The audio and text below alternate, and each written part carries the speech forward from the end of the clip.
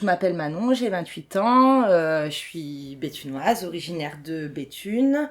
J'ai mon entreprise, Encore Plus Zen, je suis praticienne en massage bien-être. Quand j'avais 18 ans, je suis partie à Charleville-Mézières faire un DUT GACO, gestion administrative et commerciale, parce que j'avais déjà cette envie d'entrepreneuriat.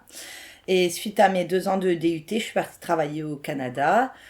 J'étais coach pour des jeunes entrepreneurs et après je suis rentrée à Charleville-Mézières et j'ai été manager chez McDo pendant 3 ans.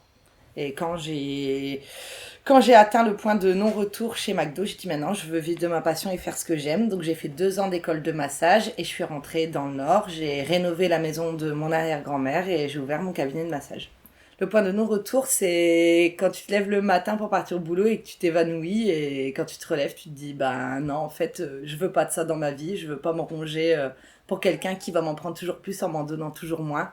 Et voilà, je veux travailler pour moi et me faire plaisir. Sleep well,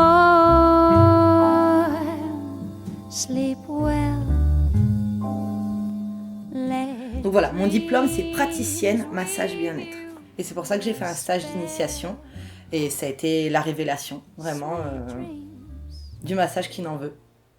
Ça a toujours fait partie de ma vie, le massage. J'ai toujours massé les gens autour de moi. Je suis une massée professionnelle avant d'être une masseuse professionnelle, c'est clair. C'est un bonheur de le partager avec les gens.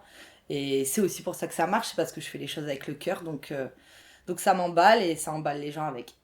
Si je faisais les choses aujourd'hui pour l'argent, je suis sûre que mon entreprise, elle décollerait pas.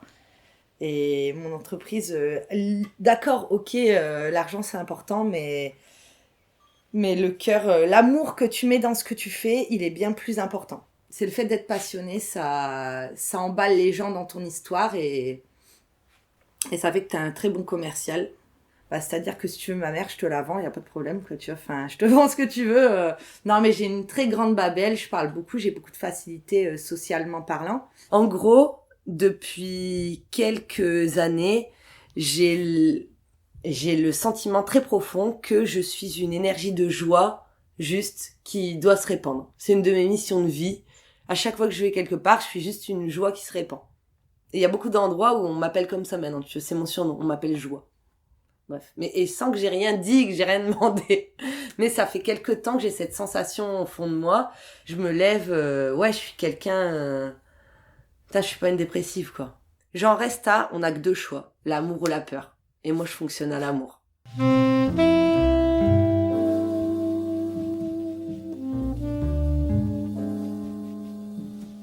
J'ai toujours eu ce truc de l'entrepreneuriat, j'ai toujours été hyper directive depuis toujours. Je suis un manager dans l'âme, c'est pas pour rien que j'étais manager chez McDo, parce que depuis que je suis enfant, je le dis quoi. Je serai le chef.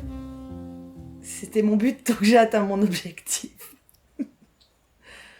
Quand tu as décidé comme moi d'être seule, tu es le commercial, le salarié, le comptable, la secrétaire, tu as tous les rôles.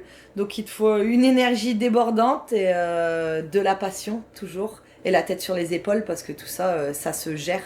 Ouais, le petit vélo est assez infernal quand t'es chef d'entreprise, t'as toujours quelque chose à penser aussi et puis tu t'arrêtes jamais quoi. Tous les mercredis, je vais à la danse à Lille, je fais de la biodanza et ça c'est hyper important aussi pour arrêter le petit vélo parce que quand t'es à la danse, t'es à la danse. Il n'y a plus rien d'autre que ça.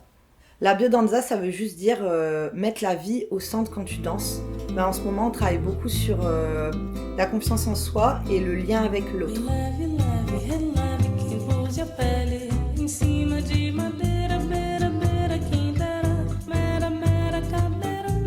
Tu vois, t'as des périodes, t'as eu les périodes des hippies, des machins, des trucs, t'as eu New Age, après, à partir des années 90 jusqu'à 2010, on est parti dans un délire hyper consommation, rentabilité, profit, productivité, tout ça, et que là, depuis 2010, la tendance, elle est en train de s'inverser, et que ouais, je pense que c'est générationnel.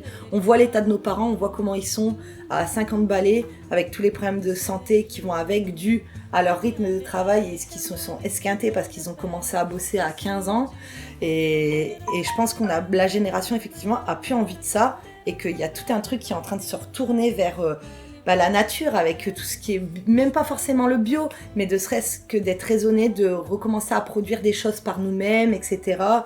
À sortir de ce mode-là parce qu'on en voit tous les effets négatifs aujourd'hui qui n'ont pas été vus avant et ouais, je pense que c'est générationnel.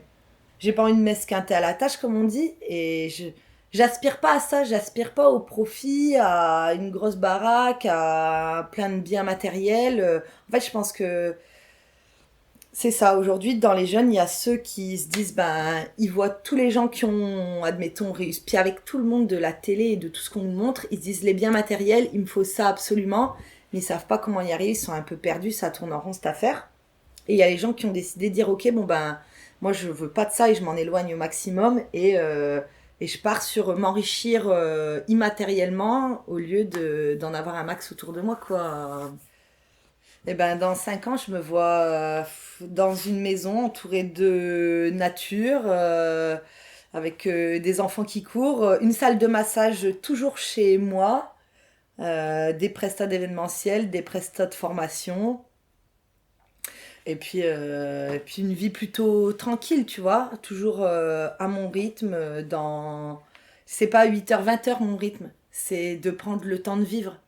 C'est ça que j'appelle un autre rythme, c'est prendre le temps d'aller se balader dans la nature, de cultiver mon jardin, de quand j'aurai des enfants, prendre le temps de les élever, etc. C'est vivre hors de ce rythme que la société elle nous impose maintenant, où c'est métro, boulot, dodo, où on n'arrête jamais, où on a le temps de rien, où de ce fait-là, on bouffe des plats cuisinés, où on va chercher un McDo. C'est ça, c'est vivre une, une vraie vie saine, en harmonie avec plus la nature, etc., quoi.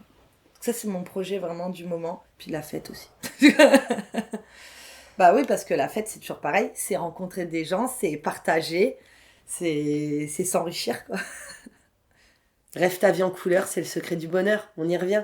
Ça vient de Peter Pan. Donc oui, c'est une citation à la con, mais elle est tellement vraie. Elle est simple, mais elle est vraie. Comment on fait pour s'y tenir? Eh ben, on écoute. On s'écoute nous-mêmes, on écoute ce qu'il y a en nous et ce qui nous fait vibrer. Et à un moment, faut arrêter d'avoir peur. On choisit l'amour au lieu de choisir la peur. C'est juste ça. Si tu choisis la peur, tu vas rester dans ton canapé, tu vas rien faire, tu vas trembler, tu vas te mettre en PLS et ce sera fini. Si tu te lances dans quelque chose et ça marche pas, au final, t'as perdu quoi? Si tu l'as fait avec le cœur et que vraiment tu sentais que si tu l'avais pas fait, tu loupais quelque chose, il faut le faire.